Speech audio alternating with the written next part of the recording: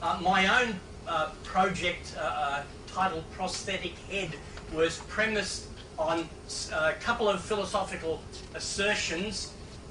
Nietzsche's assertion that there's no being behind the doing. In other words, the doer is merely a fiction added to the deed.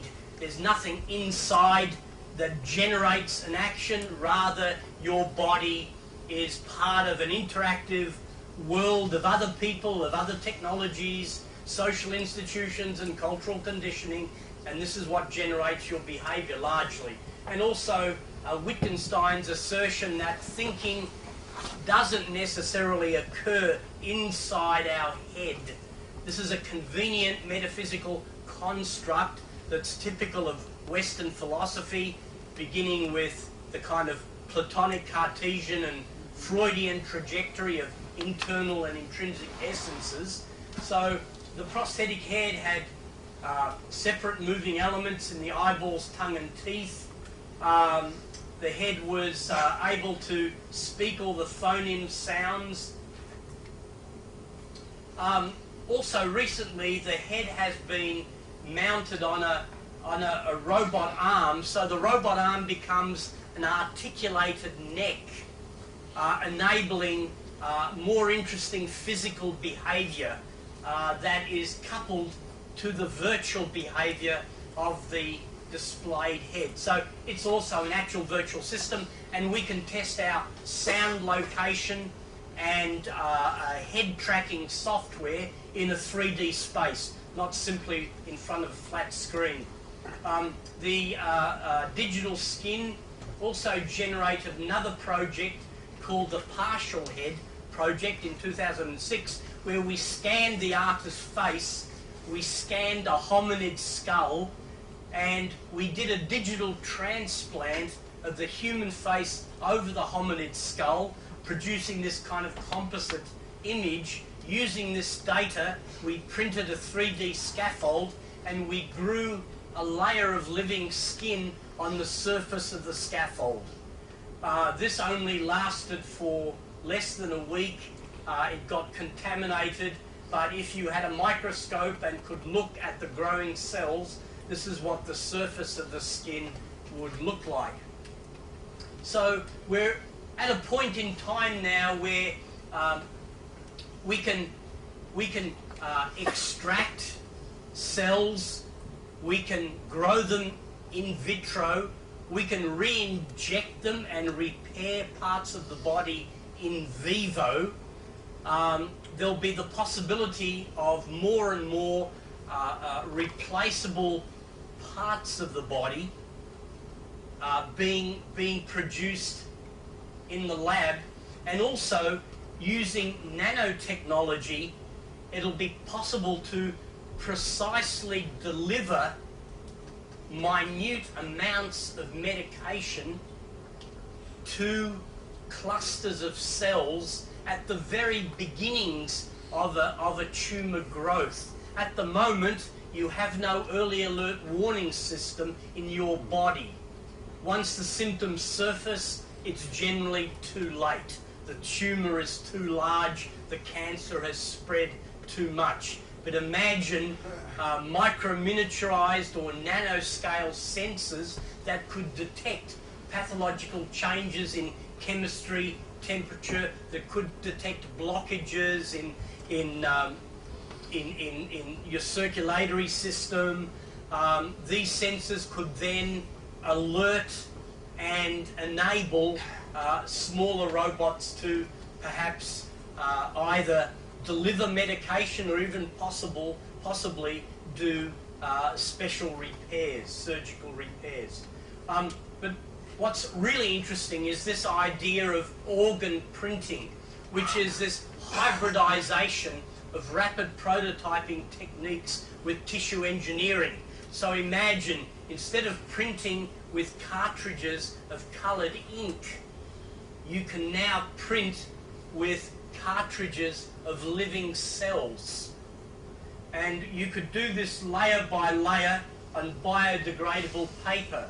The globules of living cells would fuse, the paper would biodegrade, the result would be a part here of a vein or an artery that could be implanted or transplanted into your body. And because this is done through cells grown from your own tissue, there would be no immunological problem. And if we were able, in theory, to provide the computer with all the 3D structure of an organ as complex as a heart, Hewlett-Packard guarantees to develop an organ printer. So here, theoretically, what's happened is that a heart has been printed. Now, of course, it's one thing to print the structure of an organ, but to animate this organ, you'd have to dump it in a vat of nutrients at 37 degrees centigrade, provide a blood supply, electrically stimulate it, and hopefully the heart would start beating. This is not science fiction. People have already grown muscle tissue that develops its own beat, its own pulsing in vitro. So this is not beyond the realms of possibility. But of course it will be probably another 50 years before we print any more complex part of the body other than just a bit of skin or a bit of ear or whatever. Sound, please. Sound. What becomes important is not the body's identity, but rather its connectivity. Not its mobility or location, but rather its interface and operation. Notions of intelligence, awareness, identity, agency, and embodiment become problematic. Just as a physical body has been exposed as inadequate, empty, and involuntary, so simultaneously an embodied conversational agent becomes seductive with its uncanny simulation of real-time recognition and response. The realm of the post-human may not be in the realm of bodies and machines, but rather in the realm of autonomous and intelligent images. Viral entities sustained in electronic media and the web. Bodies and machines are ponderous. Their metabolisms and mechanisms perform in gravity, with weight and friction. Electronic images are ethereal and perform smoothly at the speed of light. Images are immortal. Avatars have no organs. Have no organs.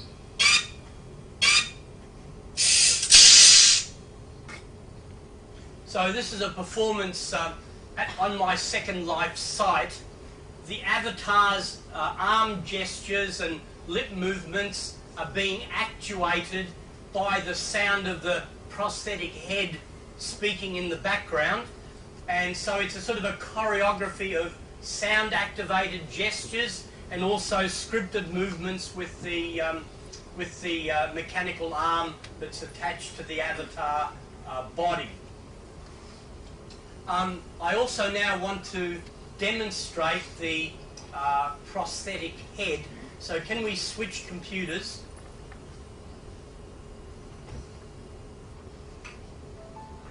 So the prosthetic head was completed in 2002, but effectively it's an embodied conversational agent. It speaks to the person who interrogates it. It has a database, so it can respond to most questions. So, for example, if you ask it, what are you doing in Istanbul?